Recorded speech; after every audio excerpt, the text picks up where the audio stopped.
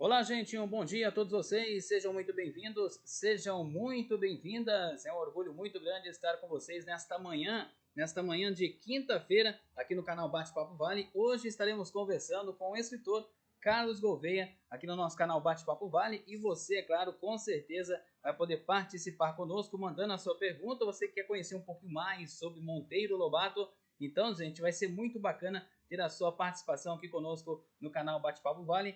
Carlos Gouveia, bom dia, tudo bem contigo? Bom dia, Ralph. Bom dia aos que acompanham aqui o bate-papo. É isso aí, então, gente. Agradecemos aí, então, aos nossos patrocinadores que estão conosco. Sejam bem-vindos aí. A Bilili Corretora de Seguros está conosco também. Muito obrigado, Bilili, pela sua contribuição aqui ao nosso canal Bate-Papo Vale. Então, agora a Bilili Corretora de Seguros está conosco também. Então, vai ser muito bacana ter aí também mais um patrocinador aqui no nosso canal Bate-Papo Vale. Agradecemos também o nosso amigo o Valdeir Donizete, da Cooperativa de Reciclagem Ômega, também está conosco aqui no nosso canal Bate-Papo Vale, lá no Parque Aeroporto, e também está conosco a Equilíbrio, Equitação e Ecoterapia, lá em São Luís do Paraitinga. Então lá o pessoal faz um belíssimo trabalho, gente. Você quer conhecer o trabalho lá em São Luís do Paraitinga? Entre em contato com o pessoal da Equilíbrio, Equitação e Ecoterapia, 997324591 ou 997842431, para você poder conhecer um pouquinho mais do trabalho do pessoal da Equilíbrio, Equitação e Ecoterapia. Então hoje, gente, o nosso entrevistado Carlos Gouveia, né? Ele, lembrando que dia 18 de abril, na próxima sexta-feira, tem o dia aí de Monteiro Lobato e também Dia Nacional do Livro Infantil. Então hoje vamos bater um papo sobre Monteiro Lobato com o escritor Carlos Gouveia, que é natural aí de São Luís do Paraitinga. Se eu tiver corretamente certo, você me corrige, viu? Então ele é de São Luís do Paraitinga. Carlos, que é publicitário, radialista, graduado em História e Geografia, membro da Academia de Letras de Campos do Jordão, foi secretário de Cultura e Turismo de Campos do Jordão também e participou de diversas antologias aí de contos e poesias. Não sei se eu esqueci alguma coisa, mas você pode completar, Carlos. Então, além da Academia de Letras de Campos do Jordão, que eu sou acadêmico lá desde 2003, né, já há 22 anos, eu também participo da Academia Vale Paraibana de Letras e Artes, da qual eu sou presidente nesse biênio, que estamos concluindo este ano. E então eu tenho essa atividade literária há muito tempo e bastante intensa e gosto muito disso. Mas eu queria chamar a atenção para um detalhe. Que eu errei? Não, um detalhe curioso. Conta para o povo onde que nós estamos. Esse cenário aqui sim. não é virtual, é Isso. cenário real. É cenário ao vivo e a cores, viu, gente? Estamos diretamente aqui do sítio do Pica-Pau Amarelo. Estamos aqui hoje, vai ter um evento super bacana aqui no sítio do Pica-Pau Amarelo. Aproveitando, Carlos, fala pra gente o que vai acontecer aqui no sítio do Pica-Pau Amarelo. Isso. Hoje nós vamos ter um evento da minha academia, que eu presido, né? A Academia Vale Paraibana de Letras e Artes. Esta academia vai dar posse a 3 novos acadêmicos e também nós entregamos, de tempos em tempos, a Comenda Monteiro Lobato. É a maior distinção que a academia entrega. Então nós vamos outorgar a Comenda Monteiro Lobato para uma artista plástica, né, a Vera Lourenço, que é uma artista aqui de Taubaté, premiada, professora, né? Então tem um destaque bastante grande na vida cultural da nossa região, mas ela é premiada internacionalmente. E também a escritora, professora, ex-vereadora, a Celinha Marques. Celinha. Então, as duas vão receber. E tem uma curiosidade também. Os 3 novos membros que virão para a academia também são mulheres. Então serão 5 mulheres homenageadas essa noite, todas na área de literatura e artes plásticas. Então, o sítio do Pica-Pau Amarelo, que na verdade a gente chama de sítio do Pica-Pau Amarelo, mas oficialmente ele é o Museu Histórico, Folclórico, Pedagógico Monteiro Lobato. Ele abriu as portas para a academia e hoje à noite vamos fazer então esse evento enaltecendo a literatura, a cultura em geral.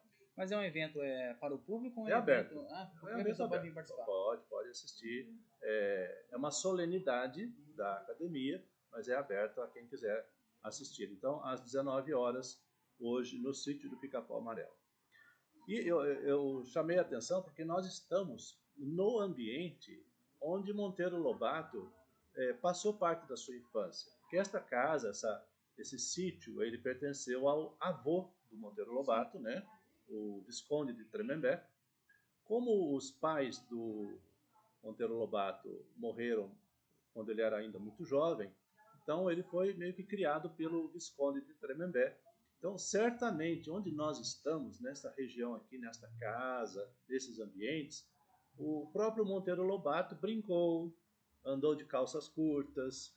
Então, é um ambiente assim que tem uma memória histórica para quem gosta ou para quem conhece, para quem já ouviu falar da pessoa Monteiro Lobato, do escritor Monteiro Lobato. Então, é um ambiente muito importante aqui na cidade de Taubaté. E é uma honra para nós podermos hoje à noite entregar a Comenda Monteiro Lobato há 2 dias, né, da celebração do nascimento do Monteiro Lobato, 18 de abril, e no ambiente onde ele passou parte da sua infância. Legal, e falando sobre ainda Monteiro Lobato, que é o nossa principal entrevista de hoje, falando sobre Monteiro Lobato, o que mais lhe atrai nas obras tão importantes aí de Monteiro Lobato, a literatura infantil? O que mais te interessa mais nos contos e também nos livros do Monteiro Lobato? Então, para mim, eu tive contato com a obra do Monteiro Lobato muito cedo, né? Aliás, deixa eu só fazer uma informação. Eu nasci em São Luís do Paraitinga, mas eu vivi lá até os 8 anos só. Depois eu mudei para Monteiro Lobato. Eu morei na cidade de Monteiro Lobato durante cerca de 3 anos e depois fui para Campos do Jordão e depois para Taubaté. Então, sou um cidadão vale paraibano também, né? E na escola, na cidade de Monteiro Lobato e depois em Campos do Jordão, eu tive acesso, ainda muito adolescente, à obra de Monteiro Lobato. Gostava de ler, li muitos livros e, claro, né, acompanhava o sítio do Pica-Pau Amarelo na televisão. Então, aliás, eu acredito, né, eu dou esse crédito à Rede Globo, pelo fato de ter mantido a obra de Monteiro Lobato viva, graças ao sítio do Pica-Pau Amarelo. Não fosse esse seriado, que hoje a gente chama de seriado, né, que alcançou aí mais de uma geração, né, e nós assistimos quando crianças ainda, né? Então, alcançou mais de uma geração. Não fosse esse seriado, muito da obra de Monteiro Lobato não seria conhecida, muitas pessoas não ouviriam falar do Monteiro Lobato e da obra dele. Então, eu acredito parte dessa manutenção do nome Monteiro Lobato no decorrer da história também a esta ação da televisão, né, o fato dele para a televisão. Mas na obra do Monteiro Lobato, que a gente divide em obra adulta e obra infantil, né, eu gosto naturalmente mais da obra infantil, porque em poesia a gente fala o eu lírico, né? Monteiro Lobato disse muito do que ele queria dizer através dos seus personagens.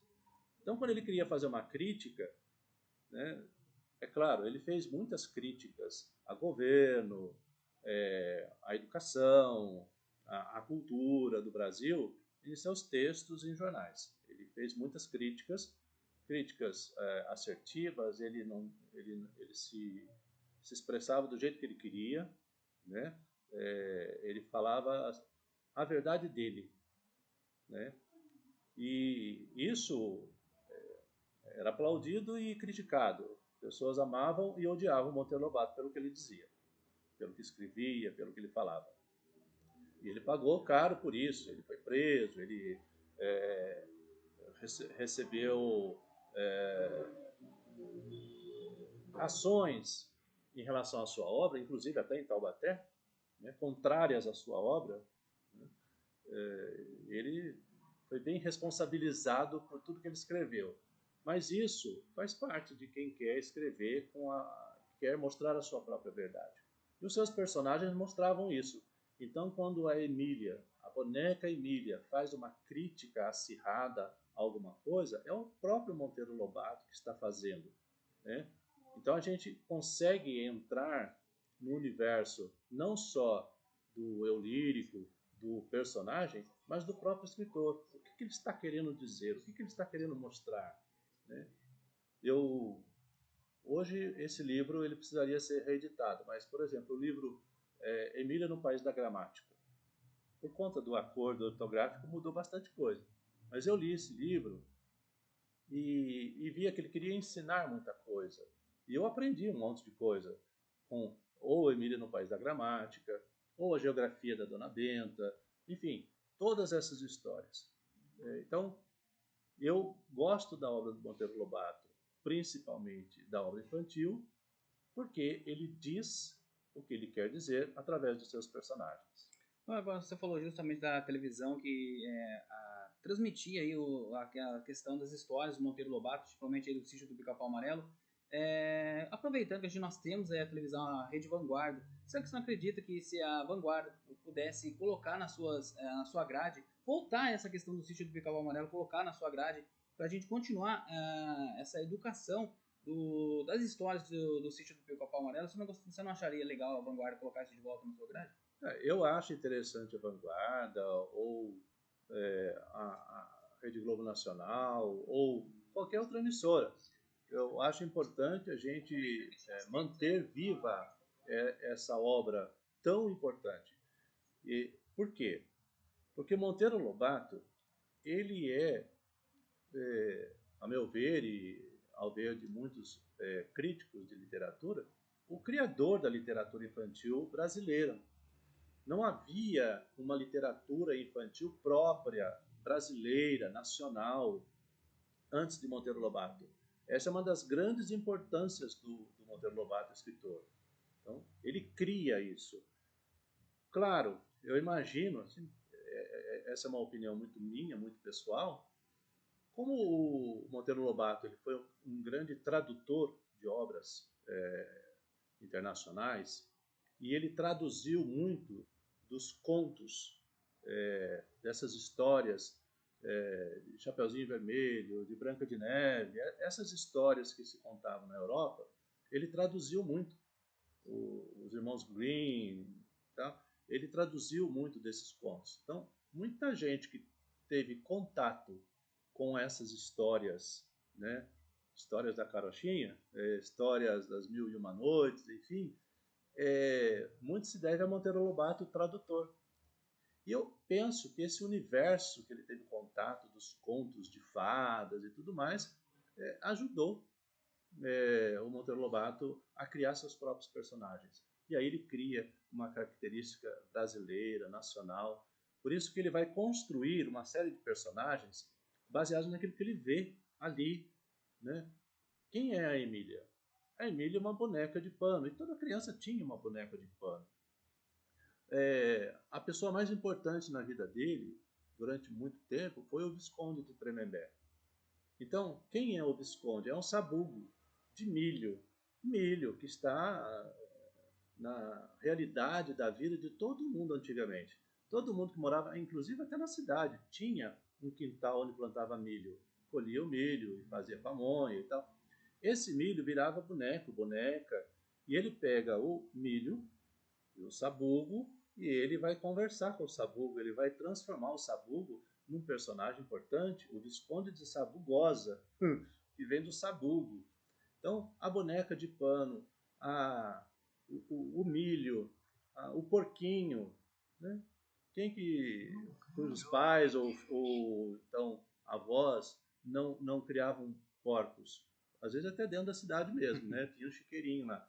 Então, o porco vai ser o Marquês de Rabicó, o peixe vai ser o Príncipe Escamado. Então, ele vai pegar os elementos que estão à volta dele, desse universo próprio, da região do Vale do Paraíba, daqui de Taubaté, e também da região da cidade de Monteiro Lobato, que antigamente não se chamava Monteiro Lobato, chamava-se Buquira, que era a grande fazenda do avô do Monteiro Lobato, que ele vai herdar mais tarde, vai tentar ser fazendeiro, não vai dar certo.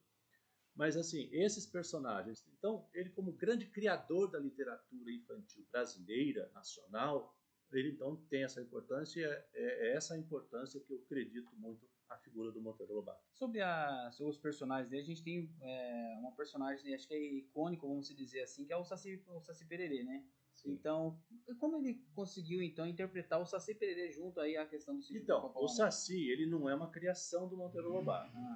Essa história do Saci já era do folclore, ele traz esse personagem do folclore para, então, conviver com os personagens do sítio. Porque os personagens do sítio, o Pedrinho, por exemplo, devia ser o próprio Monteiro Lobato, ele nas memórias dele de criança, né? Brincando nas fazendas da região, nos sítios da região.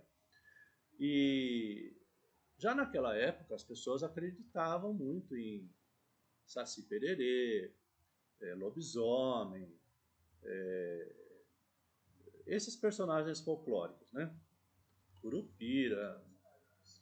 Então, como já era do folclore, ele traz para a convivência. Alguns personagens ele criou, outros ele vai trazer, então, do folclore. Ele inclusive, dedica um livro todo ao Saci e depois traz ele para o sítio. Muito embora que depois esse seriado, né, no Sítio do Pica-Pau Amarelo, lá na TV, ele vai colocar o Saci muito mais ativo aí, junto com os demais personagens do sítio. Você que está ligadinho com a gente aí, ó, muito obrigado a Érica Rodrigues que está participando com a gente aí. Bom dia, o áudio está um pouquinho baixo aqui, Érica. Hoje nós estamos aqui no Sítio do Pica-Pau Amarelo. A gente está aberto aqui com o microfone, então tudo que vocês conseguem ver ao redor, aqui nós estamos aqui no Sítio do Pica-Pau Amarelo, diretamente aqui do sítio. Então a gente vê que, como aqui não tem a questão divisórias de muros, né? Então a gente tem essa aí, um áudio vindo mais para fora, ou seja, aí da nossa transmissão. Mas tranquilo, viu, gente? Ó, eu tava ouvindo aqui, tá certinho aqui o áudio. Deixa eu até colocar aqui de novo, até pro Carlos ouvir também, ó.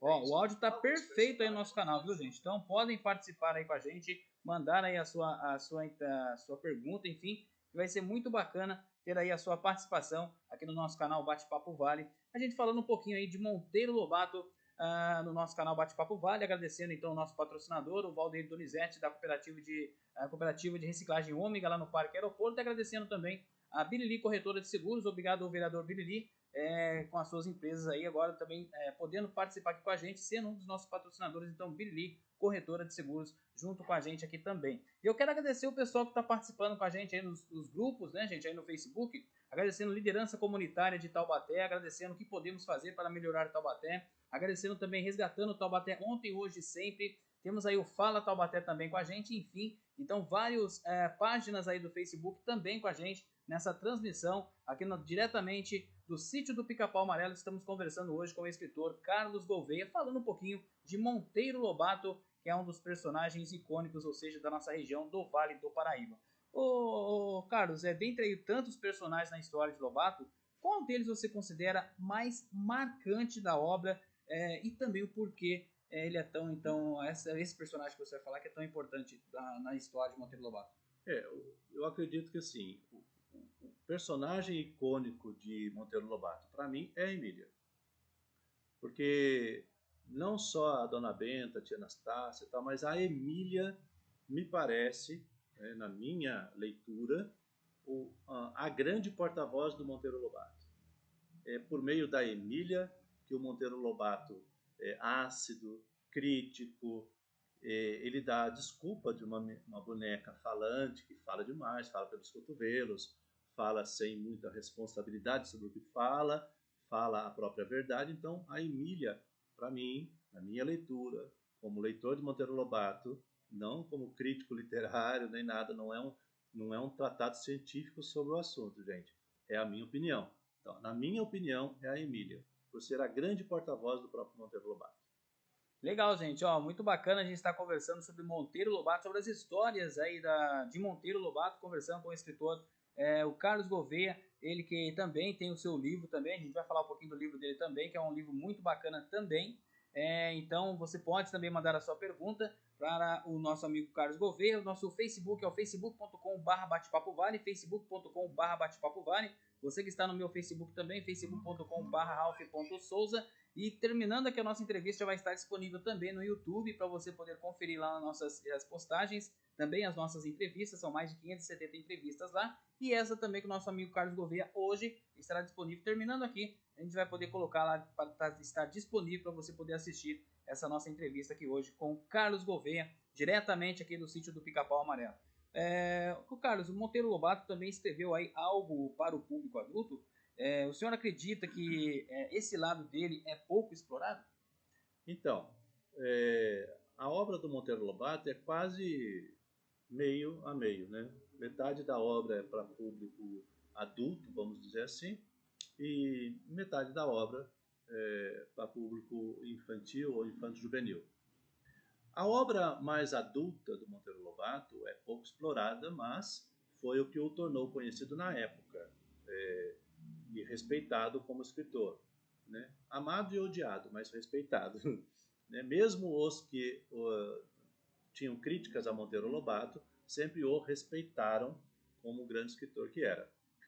Porque, assim, a grande obra para adultos que tornou Monteiro Lobato bem mais conhecido foi Urupês. Urupês é um livro de contos onde ele traz alguns textos que ele já havia publicado, inclusive em jornais tal, e outros textos, e ali ele vai fazer uma crítica social importante, onde ele vai introduzir a questão do Jeca Tatu, do caipira, do caboclo, e de algumas coisas assim que ele não gostava. Por exemplo, era muito mais comum na nossa região ter queimadas. As pessoas limpavam os terrenos com queimadas. Então, acabava uma cultura lá, colhia, queimava. E ele odiava isso. E ele escreveu sobre isso no jornal, e depois ele trouxe isso para o livro Urupês, e o livro Urupês, na época, foi um grande sucesso. Né? Agora, ele escreveu sobre petróleo, escreveu sobre diversos assuntos, mas a obra dele para o público infanto-juvenil caiu nas graças do povo. Aí sim, vendeu, tornou conhecido, e hoje, por conta dessa geração que cresceu assistindo o Sítio do Pica-Pau Amarelo, na verdade, trouxe as pessoas muito mais para o universo da literatura infantil do Monteiro Lobato. Mas a obra adulta realmente ficou em segundo plano. Ela é estudada nas universidades, mas assim, não é tão bem conhecida, tão bem explorada. Eu, por exemplo, em toda a minha vida escolar, eu tive muita bibliografia de Monteiro Lobato só da literatura infantil e infanto-juvenil. Eu nunca tive a indicação de um livro, eu nunca precisei, pela escola, ler e fazer aquele fichamento, aquele resumo de um livro adulto do Monteiro Lobato. Na mesma época em que a gente lia Machado de Assis, Graciliano Ramos, Aloysio de Azevedo, a gente era obrigado a ler naquela época, fazer o fichamento do livro, e, claro, a gente não entendia muito bem na época. Eu, por exemplo, eu li Graciliano Ramos depois de adulto, para poder entender melhor, porque eu, como adolescente, eu entendia pouco. Mas fica essa crítica. Os livros do Monteiro Lobato, para o público mais adulto, eles não são indicados nas escolas, eles não são explorados, e por isso esta parte da literatura é pouco conhecida. Legal, gente. A gente pode conhecer um pouquinho mais aí sobre a história de Monteiro Lobato. E você que está aí ligadinho com a gente, tem algum aspecto que você quer saber aí de Monteiro Lobato, pode mandar mensagem aí pra gente, que vai ser muito bacana a gente ter a sua participação aqui no nosso canal Bate-Papo Vale, que está no Facebook, facebook.com/Bate-Papo Vale. Só você entrar lá para você poder conferir e mandar aí a sua questão, a sua pergunta para o nosso amigo, o Carlos Gouveia, falando um pouquinho aí sobre Monteiro Lobato. Ô, Carlos, você acredita também que o legado de Lobato ainda pode influenciar de repente, autores contemporâneos no tempo que a gente vive hoje em dia, embora parece que as pessoas estão esquecendo um pouquinho do livro, né? Estão indo mais pro danado do celular, esquecendo um pouquinho do livro, né? Pois é, isso está acontecendo, é uma realidade. Nós estamos fazendo a história, nós estamos construindo a história, estamos vivendo essa parte. A gente não sabe se é bom, se é ruim, a gente tem críticas agora, a gente não sabe como será no futuro, né? A gente não sabe qual é o futuro do livro como o conhecemos, né? Hoje, muitas escolas já passam para os alunos a leitura diretamente no tablet, então não no livro físico. Essa coisa do cheiro de livro novo é coisa meio de velho. Está ficando coisa de velho. Isso não quer dizer que as pessoas não vão ler. Provavelmente não lerão mais no papel, ou não lerão tanto no papel e lerão em plataformas digitais. Pode ser, não sei. Vamos viver a história para ver o que a história vai nos trazer. O futuro é algo em construção, né? Ele não existe. Então, a gente pode achar que pode acontecer, né? Veja, por exemplo, o movimento do vinil. Tem muitas pessoas que ainda gostam do vinil, tem gravadoras que ainda lançam alguma coisa em vinil para alguns colecionadores, para gente que gosta e tal. Tem gente que gosta de assistir filme no cinema e não na televisão. Enfim, acho que vai ter público para tudo. Mas eu acho que a obra do autor, seja ele quem for, ainda causará influência nesta e nas futuras gerações, dependendo dessa procura, dessa busca, dessa promoção. Um exemplo. Eu acho que a literatura, por exemplo, de Shakespeare, né, de Camões, são obras imortais.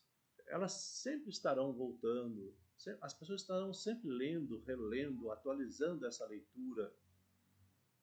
Eu acho que a obra, e aí trazendo para o nosso assunto, os autores brasileiros mais importantes, eles vão ser redescobertos, né? Eles vão ser relidos, reanalisados, né? Eu não gosto muito desta atitude que alguns movimentos têm de fazer uma leitura tão crítica e dissociada do tempo do escritor. Porque, por exemplo, quem escreveu lá no ano 1500 tinha uma realidade do ano 1500. Quem escreveu em 1800 teve a realidade de 1800. Então, como nós, em 2025, vamos analisar se está certo, se está errado, né, essa abordagem que o autor fez à sua época, com os conhecimentos que se tinha na época, com os recursos que tinha na época, com o conhecimento que se tinha. Então, essa análise fora do contexto em que foi escrito, eu não gosto muito. Mas eu acredito sim. Por isso, sou escritor e gosto disso e gosto sempre de promover a leitura e a escrita para isso, para que a obra do escritor ele sempre possa estar retornando, sendo relida. Hoje, por exemplo, nós temos um movimento nos Estados Unidos de leitores de Machado de Assis, que está ficando cada vez maior. Estão redescobrindo a leitura do Machado de Assis lá nos Estados Unidos.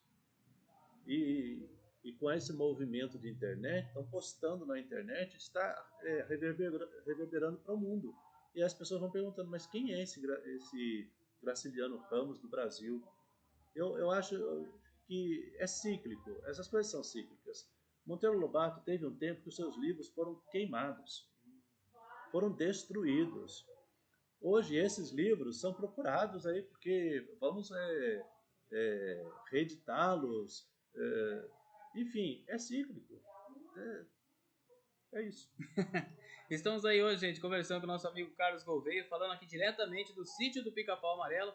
Então, se você escutar algo a mais aí, gente, porque a gente está ao vivo aqui, isso, todo mundo, o pessoal está visitando aqui o sítio do Pica-Pau Amarelo, tem visita todo dia, então é muito bacana. De repente, você aí do Vale Histórico, você também do Litoral Norte, Litoral da Baixada Santista, enfim, quer conhecer um pouquinho mais aqui em Monteiro Lobato, o sítio do Pica-Pau Amarelo, fica à vontade, viu, gente? Todo dia aqui você pode trazer aí, de repente, fazer uma excursão, trazer o pessoal aqui no sítio do Pica-Pau Amarelo para conhecer mais um pouquinho aqui o sítio e os seus personagens também.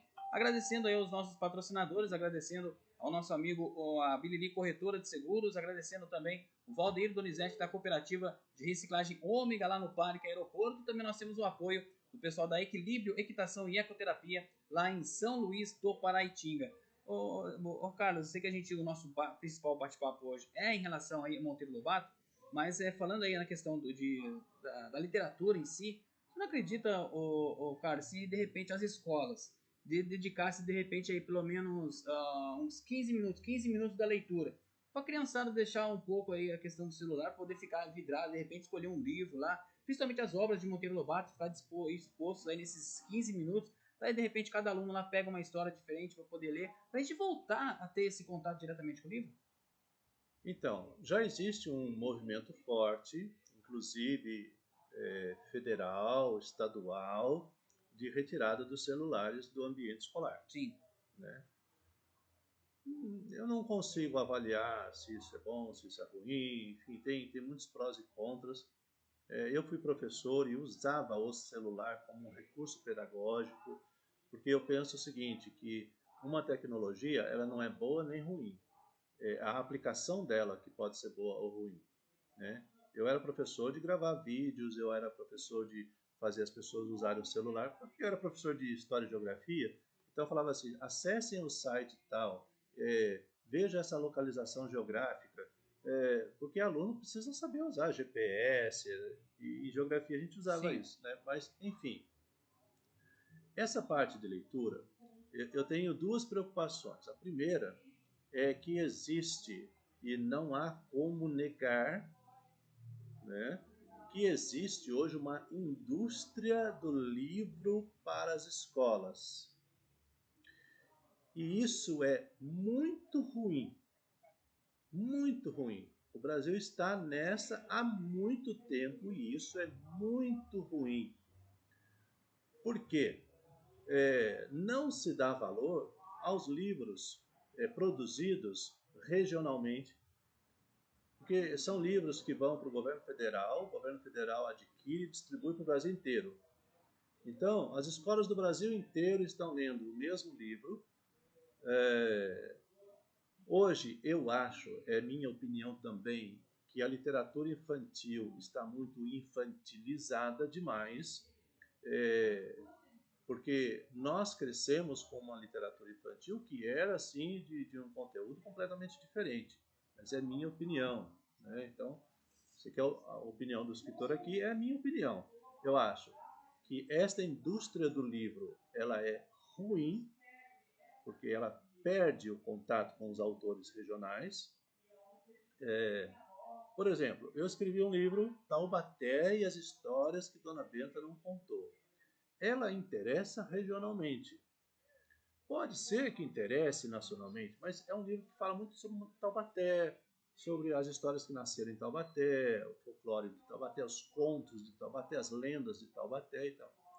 Ela deveria interessar primeiro para o público local, regional. Né? Mas se você quiser colocar isso nas escolas, ele precisa ter avaliação federal de governo do glorioso MEC, né? Dos livros que vêm do MEC. Às vezes tem política do livro estadual, mas a federal vem de roldão. Agora, as escolas particulares, elas podem fazer a opção, podem fazer uma opção melhor. Porém, eu faço um alerta aqui. Eu nunca falei isso publicamente, vou falar pela primeira vez. Viu? Eu li muito Monteiro Lobato e eu perdi o medo de falar. Porque Monteiro Lobato não tinha medo de falar. Não tinha travas na língua. Né? Não tinha travas na língua. A não ser na última entrevista dele. Um pouco antes de morrer, Monteiro Lobato deu uma entrevista para o Murilo Antunes Alves. E ele falou, é a última entrevista conhecida do Monteiro Lobato em áudio. E ele falou, o Murilo pediu a opinião dele a respeito de alguma coisa e falou assim, que ele preferia não dar opinião porque ele já foi muito castigado pelas opiniões que ele deu durante a vida inteira dele, né? rendeu cadeia para ele por causa de opinião dele, né? Bom, eu acho, não é uma pesquisa que eu fiz, porém, se fizer essa pesquisa, o resultado vai ser muito ruim, acho muito triste, é o seguinte: os novos professores que estão em sala de aula não leem. Não leem. A gente fala de público leitor, que a criança tem que ler, mas o professor tem que ler. O professor tem que ter livro de cabeceira, o professor tem que ter hábito de leitura. E o professor, às vezes, está tão atarefado, né, em dar aula, preparar aula, preencher documentação, cuidar da vida doméstica e familiar, dos outros compromissos, que vai deixando o hábito de leitura. Então, esta nova geração de professores que já estão em sala de aula, se pesquisar, eu acredito, minha opinião, hein? Porque eu convivi muito com professores. E aí eu fazia minhas enquetes pessoais. Não leem literatura. Leia livro pedagógico, o livro que está lá para ser debatido com as crianças, ensinado e tal, o livro pedagógico. Mas a literatura não está na mão dos professores, e isso é muito ruim. Porque quem não gosta de ler não consegue convencer as outras pessoas do gosto pela leitura, né? Então, eu me preocupo bastante com isso. Eu acho que essa nova geração de professores, ela precisa rever esse hábito de leitura. Precisa voltar a ter o hábito de leitura, ter livros de cabeceira, consumir literatura, para que a gente possa transformar os alunos, né, convencer os alunos a se tornarem leitores também. Cara, até que a gente se falando sobre a questão de ler, né? Eu conheço aí alguns empresários aqui na nossa região, que toda vez que eu faço entrevista com eles, toda vez eles indicam um livro que eles estão lendo para poder, sei lá, levar para sua vida no dia a dia, né? Você acredita que a leitura também faz a pessoa ter mais vontade de crescimento e ter mais educação, vamos dizer assim, das suas palavras, de como falar em público, enfim? E, é claro, conhecer um pouco a sociedade da melhor forma. Ou seja, as pessoas que leem livros têm mais a questão de educação para a vida? Olha, na verdade, o hábito de leitura, ele é bom para um monte de coisa. Ele é até um bom remédio para dormir. Não está conseguindo dormir? Pega um livro. Comece a ler de noite. Daqui a pouco você já está dormindo em cima do livro. Em uma página está dormindo. Oh, é isso. Faz bem. Puxa o sono. Porque, por exemplo, quando você está assim, assistindo um filme, muito movimento, muita luz, seus olhos pegaram muita luz, muito movimento, seu cérebro está trabalhando aquelas imagens daquele filme, daquela série que você assistiu. Demora para baixar um pouco a adrenalina e você dormir. Pega um livro. Então, ele é bom para dormir. Ele é bom para criar vocabulário. Pessoa que não lê tem vocabulário pobre. Não consegue fazer sinônimos, né? Bonito, belo, elegante. Não consegue fazer esses sinônimos. Então, tem pouco vocabulário. Não consegue interpretar muito bem outras coisas. Por exemplo, a pessoa que lê bastante consegue interpretar com mais facilidade uma bula de remédio, uma receita de bolo, um manual de instruções. Aí você pega o manual, você não consegue entender o que o cara escreveu ali. Mas por quê? Porque o seu vocabulário é fraco. E aí o manual ele é técnico, ele precisa usar um português um pouco mais formal e técnico, então complica. Não consegue interpretar leis, conhecer leis, enfim, esse é mais complexo ainda. Então, temos essas questões. O hábito de leitura, ele te faz conhecer o mundo, porque tem muitos romances que são passados em lugares do mundo que você não conhece, mas pela descrição que o autor vai fazendo, você vai se sentindo, né? Imagina, você já ouviu falar em Paris? Já. Você já ouviu falar da Torre Eiffel? Já. Agora o cara está descrevendo o entorno da Torre Eiffel, os ratos, os bueiros de Paris. Tem bastante. Tem bastante. E aí as catacumbas daquela catedral, ele vai descrevendo o rio, o oceano, o mar, ele vai descrevendo e você vai... entrando na história. Isso, você vai entrando na história. E aí você vai visualizando mentalmente aquele cenário. Então, te dá mais possibilidade de ser mais criativo, porque o livro exige que você seja criativo. Porque o livro só tem letra. E através daquelas letrinhas todas combinadas, ele exige que você comece a fazer um raciocínio de cenário, de personagem, né? O homem era corcunda e era calvo, não passava de 1,60 m e morava lá na torre e tal. Pronto, você já teve a sua criatividade aguçada. Isso faz com que o seu cérebro vá fazendo conexões. Então, te transforma numa pessoa mais criativa, mais inteligente, mais culta e tal. Quem lê bastante tem mais facilidade de falar, tem mais facilidade, claro, de fazer, de ter uma oratória, de falar em público. Muito embora isso seja uma outra questão, né, de personalidade, mas poderia fazê-lo tranquilamente. A pessoa sabe se expressar melhor. E, aliás, deixa eu até dar uma dica para quem não é muito leitor, que seja, porque a inteligência artificial que vem por aí, ela só vai receber os comandos formais. Se você der um comando de um português errado, o seu texto pedido vai vir errado, a sua imagem pedida virá errada. Então a inteligência artificial, ela vai falar assim: burro é você, eu sou inteligente, você que não sabe pedir, né? Então a inteligência artificial vai precisar de pessoas que tenham um bom vocabulário, dominem bem a linguagem, para que possa pedir as coisas corretas para a inteligência artificial, porque a inteligência artificial não faz nada sozinha. Não. Precisa do comando e precisa do comando adequado. Esses dias mesmo eu estava brigando com a inteligência artificial, eu entrei lá, pedi uma coisa, ela fez mais ou menos outra, eu falei assim: você não conseguiu fazer isso. Ela: desculpe, ou você tem razão, não sei o que. Tá. Eu fui brigando com a inteligência artificial, porque não fazia o que eu queria que fizesse. Mas eu fiz esse embate com a inteligência artificial para saber até onde vai isso mesmo, né?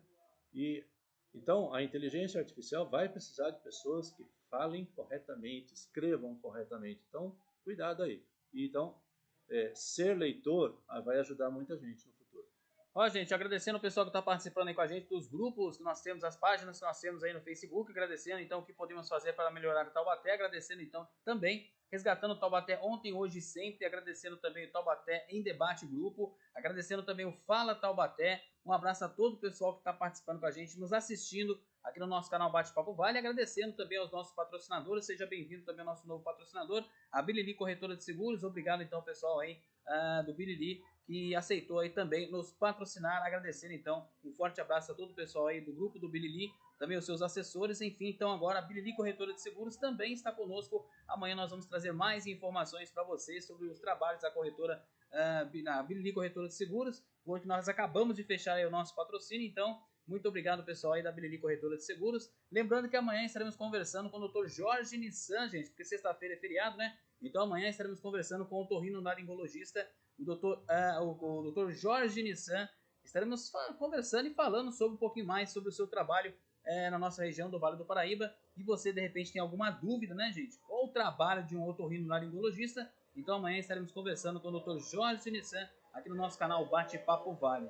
Deixa eu passar aqui, já passou uma mobilete meio um pouquinho barulhenta, a gente já passou. Vamos aí continuar aqui ao nosso bate-papo com o nosso amigo, o escritor Carlos Gouveia. Eu ia falar Monteiro Lobato, gente. Então, o nosso escritor Carlos Gouveia. Estamos conversando aqui hoje diretamente do sítio do Pica-Pau Amarelo, pra gente conhecer um pouquinho mais das histórias de Lobato. Tá certo, gente, que a gente começa a falar um assunto, aí vai para outro, porque é importante também a gente falar da leitura. Eu falando até questão de leitura, Carlos, tem pessoas que, eu leio a Bíblia, não consigo entender a Bíblia, ou seja, não consegue interpretar, né? Mas se ler mais uma, duas, três vezes, vai começar a interpretar também, né? Eu tinha um professor na faculdade, no primeiro ano, no primeiro texto, os alunos reclamaram do texto, um texto muito difícil, né? Ele pediu para os alunos, falou assim: quem leu? Aí a maioria levantou a mão. Quem leu 2 vezes? Aí metade só levantou a mão. Quem é que leu 3 vezes? Aí quase ninguém levantou a mão. Gente, o texto está aí na sua frente. Alguém escreveu. É só você ler. Agora, se você não consegue entender a primeira vez, lê uma segunda, uma terceira, interpreta. Como eu falei no começo da entrevista, eu li Graciliano, eu li Dom Casmurro, por exemplo, eu li Machado de Assis lá com 14, 15 anos. Eu não entendi muito bem, né?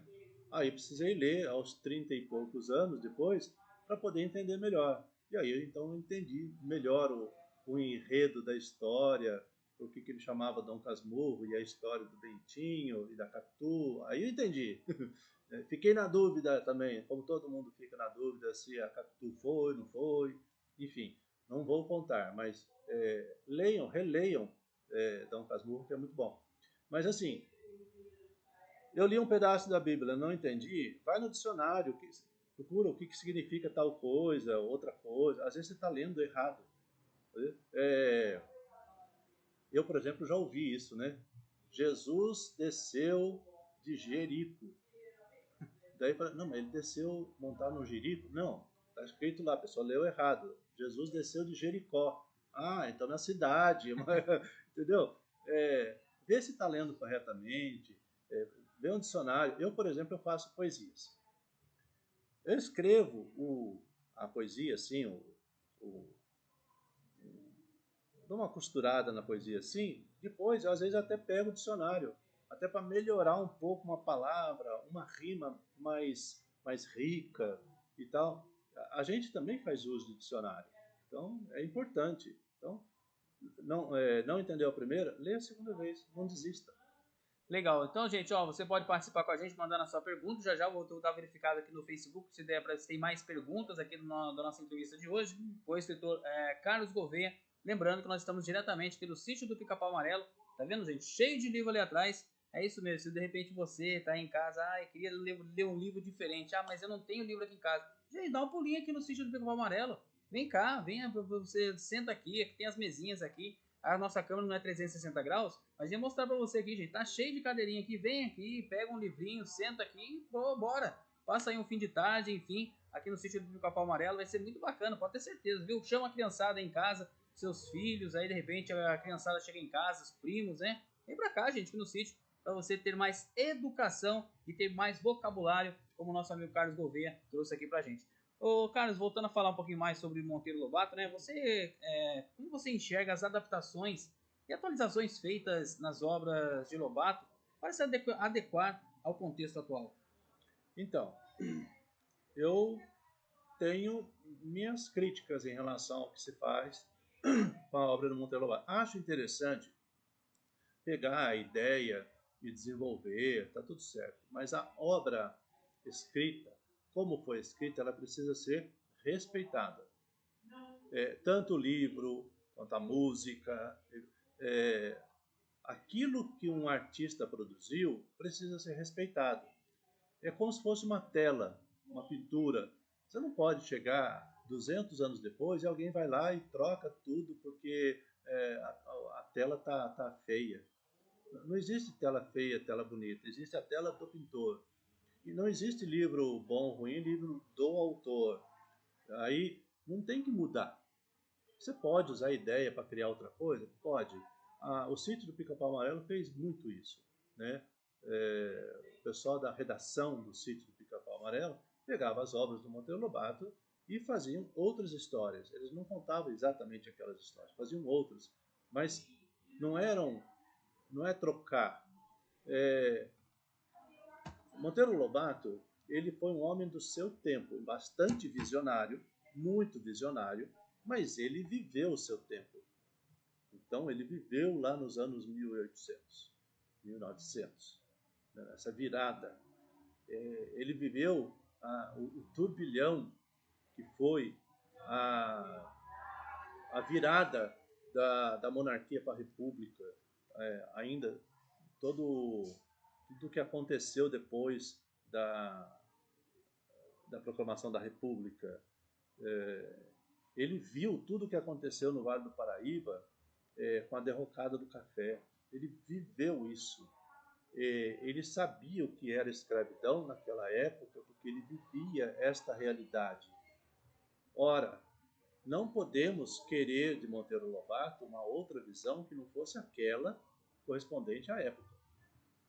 A nossa visão é outra, nós temos outros valores, outro jeito de ver o mundo.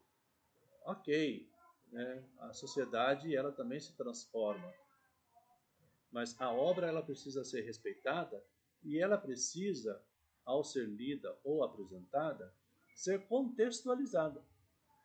Né? Quem era a tia Anastácia? Tia Anastácia não era uma escrava. Tia Anastácia era uma escravizada alforriada. Então, ela tinha a construção desse personagem se refere àquela época, daquele jeito. Né? A malcriação da Emília era a malcriação do Monteiro Lobato, então precisa ser contextualizado isso, não é a menina que é mal educada, é o Monteiro Lobato que ele era casca grossa, ele falava o que ele queria falar. Por isso que eu disse no começo da entrevista, né? Eu gosto da Emília porque a Emília é o Monteiro Lobato falando. Então, eu acho assim, a gente precisa respeitar a obra. Conhecer, contextualizar e respeitar. Legal, gente. Agradecendo aqui a Érica colocou aqui. Achei que a criação do Saci Pererê era de Monteiro Lobato. Não. Obrigado, viu, Érica? Tá participando aí com a gente aqui no nosso canal Bate-Papo Vale, que já tá chegando no final aqui, viu, gente? Tá até terminando aqui a nossa entrevista. É uma entrevista super bacana. A gente conhecendo um pouquinho mais de Monteiro Lobato. 1 hora não dá, não, viu, gente? É muita coisa a gente poder trazer aqui de informação de Monteiro Lobato. E, é claro, um pouquinho você já tá começando dando a continuidade aí do seu conhecimento de Monteiro Lobato aqui no nosso canal Bate-Papo Vale, que não é só informação, é cultura também, viu, gente? O que você diria a quem defende a retirada de suas obras do currículo escolar? Eu defendo exatamente isso que eu disse, que a obra precisa ser conhecida e contextualizada. Não tem que ser retirada. Né? Senão a gente começa a fazer uma caça às bruxas e a gente vai começar a não ter o que ler.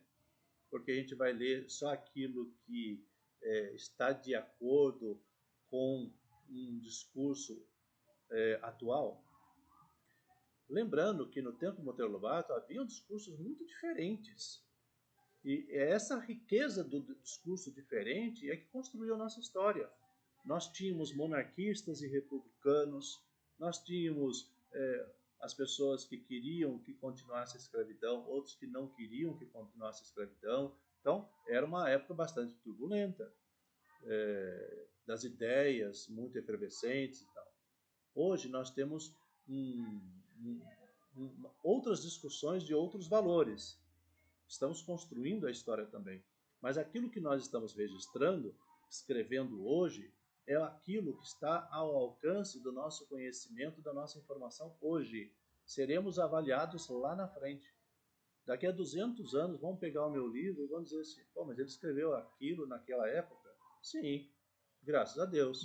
Eu não sou um ET, eu não sou uma pessoa que sabe o futuro. Eu não sei o que vai acontecer. Você não fez curso para poder conhecer o futuro? Pois é, eu fiz psicanálise, é o contrário que a gente faz, o conhecimento do passado, né? da regressão quase. Mas assim, a obra, seja ela de qualquer autor, ela precisa ser apresentada, mas precisa ser contextualizada. Ô, Carlos, outra questão do Monteiro Lobato também, que algumas pessoas dizem que Monteiro Lobato era uma figura controversa, principalmente por alguns trechos considerados racistas. Como você analisa esse debate em relação a Monteiro Lobato? A sociedade era racista. Monteiro Lobato era uma pessoa da sociedade, daquela sociedade. Hoje se combate o racismo. Naquela época não havia. Muito do que se falou, e é preciso ser contextualizado, porque ele traz o traço do cenário que era aquela época. Não é que ele era racista ou eugenista, não era nada disso. Ele era um cara que falava o que ele achava que tinha que falar. Escrevia o que ele queria escrever. Ele não falava para agradar e não escrevia para agradar. Ele apresentava. Quem gostasse, Gostava, né? Então, eu não acho que tem que fazer censura à obra de ninguém. A obra tem que estar lá, nua e crua, apresentada e contextualizada. É que até que essa questão mesmo de racismo, né, que muitas ilustrações, tipo da tia Anastácia mesmo, que lembra o estereotipo mami, que é considerado racista nos Estados Unidos, né? E em 2010 foram reveladas também cartas em que o Lobato elogiava o Ku Klux Klan, uma seita supremacista branca que assassinava negros e judeus. Lobato foi membro da Sociedade Eugênica de São Paulo, que tinha estreitas relações aí com políticas eugenistas brasileiras, né? E um tema bastante controverso, particularmente após o surgimento da eugênica nazista, né, que veio por ser parte fundamental da ideologia de pureza racial, a qual culminou aí no Holocausto. Então, essas algumas ilustrações que as pessoas dizem que Monteiro Lobato era racista. Não, ele nunca foi um ativista de nenhuma dessas coisas, né? Tudo que se fala dele, ele nunca foi ativista. Por exemplo, falam que ele era comunista, embora ele tivesse ligações com personagens de Partido Comunista, embora o nome dele tivesse sido indicado até para ele ser candidato para o Partido Comunista, mas ele não era um grande defensor, um militante comunista. Falam também que ele era espírita. Ele também nunca foi militante dessa crença de ser espírita. Aliás, algumas coisas culminaram assim. Falaram assim, ele se aproximou do Partido Comunista. Ele tem um...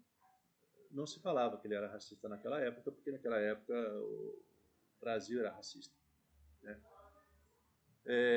Mas comunista, espírita, e essa ligação entre eles, e alguns livros que ele escreveu que foram contrários aos interesses de algumas pessoas importantes. Por exemplo, quando ele escreve sobre o Vale do Paraíba, Cidades Mortas, né, ele recebe uma avalanche de críticas. Quando ele escreve outros livros que são considerados também meio que ativistas, a Igreja Católica parte para cima dele. Algumas escolas católicas também queimam livros dele, proíbem livros dele. Então, esse fato de proibir o livro do Monteiro Lobato agora, já era proibido naquela época, o pessoal já partia para cima dele naquela época. Então, ele já experimentou o cancelamento em vida, né? Não é pós-morte que vai fazer algum efeito para ele. Eu acho uma pena, uma tristeza, você ficar olhando essa parte que não está nos livros e trazer para os livros. O que não está nos livros, não está. O que não está na obra dele, não está. Então, muitas vezes as pessoas não conseguem separar o autor do livro, ou o pintor da tela, né? Político do partido. A política do partido. Se bem que para você estar no partido, você gosta, você precisa estar alinhado com esse pensamento. Mas as pessoas não sabem fazer essa diferença, têm dificuldade para fazer essa separação, e essa separação ela é necessária, porque uma obra, uma tela, ela é bonita ou feia aos olhos de quem vê. E aí você faz a sua análise. O autor, quando faz o quadro, o pintor, ele não faz para ele faz para expor, para mostrar. E aí você avalia. A mesma coisa é o escritor. Ele escreve. Você pode encontrar no livro a opinião do escritor, você pode encontrar no livro o que a gente chama do eu lírico, né? Falando, mas quem está falando sou eu, como eu acho que é a Emília, né? A Emília é, para mim, a porta-voz do Monteiro Lobato. Tudo que ele queria dizer, ele disse por ela. Mas eu acredito assim que a gente precisa separar sempre o autor da obra, né? E a obra do Monteiro Lobato é uma obra necessária, uma obra importante, até o livro, a literatura mais adulta dele é necessário. É importante saber como se pensava, como o autor pensava futuramente. Quando ele fala da questão do petróleo, ele fala da questão do petróleo antes da Petrobras. né? Ele fala assim, olha, precisamos ver essa questão do petróleo.